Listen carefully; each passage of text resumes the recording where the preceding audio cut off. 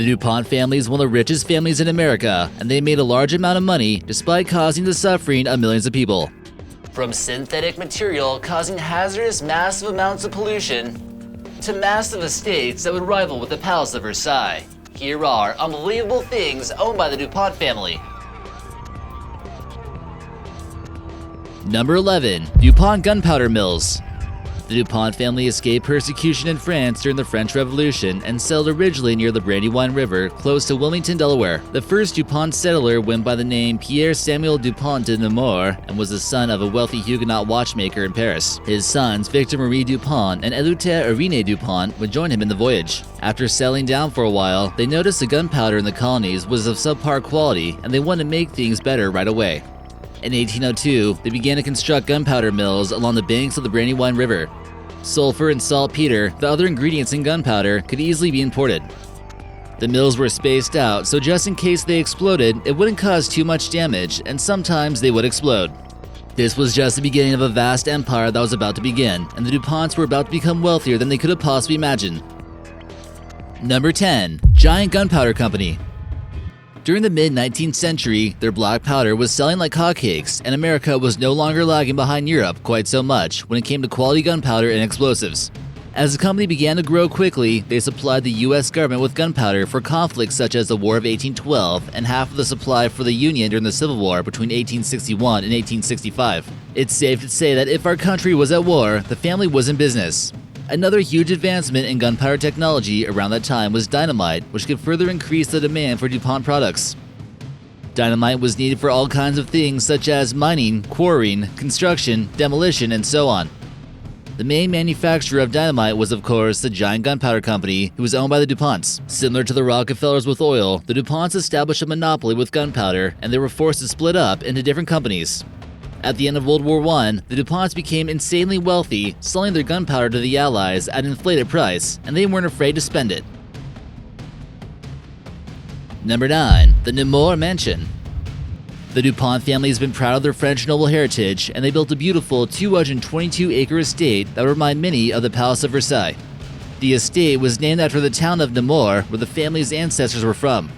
A prestigious architectural firm was called in to help design the mansion in 18th century French architecture style, but also incorporating the newest technology available.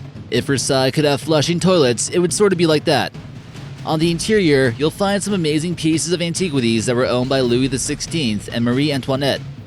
The mansion also contained the chair from the coronation of King George VI, which was actually an event attended by Alfred Dupont. The gardens and fountains, however, are some of the most recognizable features.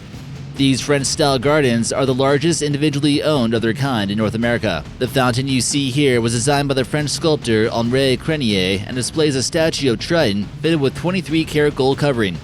If you thought this place seemed impressive, it's not their only mega mansion around town. Number 8. Xanadu. If you're an American, you likely won't get the chance to visit the DuPont mansion here because it's located 90 miles south of Key West in the country of Cuba. The owner of the estate was Irene Dupont de Namur, who was getting money in other ways, which we'll mention later on in this video. In any case, construction here began around 1927 and it was named after the legendary exotic palace built by the Mongolian Empire Kublai Khan. It was likely the biggest mansion in Cuba at that time and reached a size of 1,328 acres of land. From the interior, you can see a great view of the Caribbean Sea. The exterior and the surrounding land doesn't disappoint either, and a golf course was built using American soil, literally. $10,000 of soil was shipped in before communism took over the country, and is still in operation today. The estate has been transformed into a luxurious hotel and a golf club. Number 7. Nylon patents. After the Dupont family was accused of being merchants of death from wars and gained insane amounts of wealth after World War I, they decided to go a different route which would make them just as much money. Not only did they get involved with automotive companies like GM between 1920 and 1935, the DuPont started making discoveries in things such as synthetic rubber, polyester, and nylon. Unlike most materials that humans were used to wearing, nylon is an artificial fabric that became rapidly popular, but not without some complications. Some people accuse the scientists of using a chemical known as cadaverine, which is extracted from corpses. Nylon stockings became all the rage in the 1940s, and during the first year for sale, they managed to sell 64 million pairs of them. The strong fibers would make them popular for various reasons, but there are some serious setbacks about this material. Nylon is considered to be one of the least eco-friendly textiles on the planet and involves many toxins such as sulfuric acid and formaldehyde to create.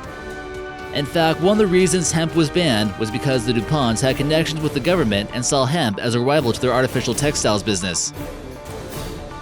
Number 6. Teflon.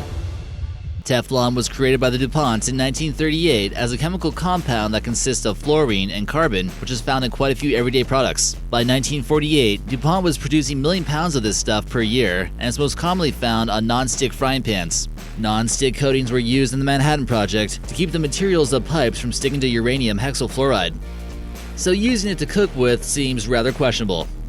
In modern times, the city of Parkersburg, West Virginia, where Teflon was mass-produced, was shown to contaminate the water supply, causing all kinds of problems. In a documentary called Poisoning the World from the USA, The Devil We Know, they exposed the harmful effects of Teflon on the environment and on the local inhabitants. Dupont was sued by many people who claimed that they were responsible for covering up the harmful side effects of Teflon contamination. Dupont has a band of scientists and legal experts on their side to prove that there was no link, but eventually they would lose. In response, Dupont basically replaced one poison with another one called GenX, slightly changing its chemical makeup. Number 5. GenX. If one chemical gets banned, all they need to do is slightly change it, et voila, and it's no longer illegal. Very similar to Teflon, GenX is produced by a company called Chemours, which is a corporate spin-off of Dupont with its headquarters in Fayetteville, North Carolina. People have found out that they cause reproductive problems and cancer. Could this be the elite's way of controlling the population? It's a man-made fluorochemical which isn't illegal just yet and classified as an industrial byproduct. It turns out there was an alarming concentration of GenX near the Cape Fear River, and Chemours has been shamelessly dumping it into the environment. Number 4. Jeff Gordon.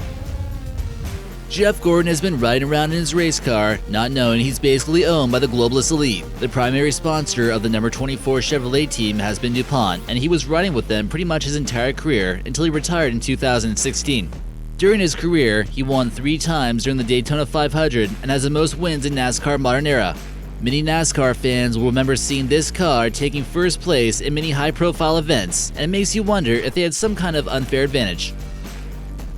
Number 3. Kevlar vests. If Dupont couldn't profit from gunpowder anymore, they'd find a way to profit from war, but make it seem like they're saving people at the same time. Kevlar is another synthetic material used for racing tires, bicycle tires, and even racing boat sails, but its main purpose was used for bulletproof vests. Ever since guns were first created, people have been looking for ways to protect themselves against them. But they were never too successful until recently. This photo was captured in 1923, testing a fairly primitive bulletproof vest that was from nearly point-blank range. Although they were somewhat available during World War II, nothing too good ever came out until the 1950s when aluminum sheets were embedded in nylon. This was known as the M1951, which weighed about 7.5 pounds for each vest. It was able to stop some powerful pistol rounds, which was a big advancement, but still wasn't too useful on the battlefield. Today, in modern times, we've advanced to using Kevlar vests that can stop all kinds of different projectiles. This material was developed in 1965, and not long after, the Dupont started making vests out of it. This tough, net-like material has the ability to stop bullets flying as fast as the speed of sound, which is pretty crazy to think about. Bulletproof vests are now standard equipment for many soldiers across the world. Number 2. Dupont Industrial Biosciences. If you thought Monsanto was the only one creating GMOs, think again. In 1999, Dupont became the largest seed-producing company that was used for the production of genetically modified soy and corn. They're among the top 4 biotech companies in the world who combined to create all genetically modified seeds in the world, as well as 60% of the world's pesticides. The other companies are Monsanto, Syngenta, and Bayer. Dupont and these companies spend a fortune to corrupt our government to allow these frankenfoods to exist. They continue to shovel loads of money to politicians who are on their side. Despite everywhere else in the world being totally against genetically engineered projects, our presidents have appointed officials that have been defending and lobbying or even working for biotech companies. In any case, Monsanto and Dupont have been duking it out for control over their patents. Many would argue that Dupont is the lesser of the two evils, and they aren't harassing farmers if the genetics of the crop ends up on their farm. Number 1. Dupont Crop Protection.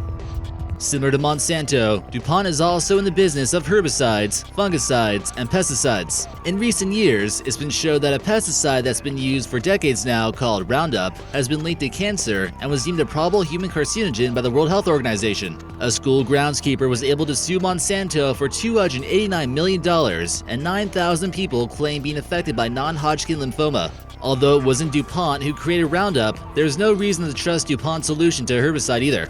In 2014, the EPA announced that Dupont would have to pay $1.8 million for its failure to report harmful side effects of a product called Imprellis. This didn't only kill weeds, but was also strong enough to kill viable landscape trees.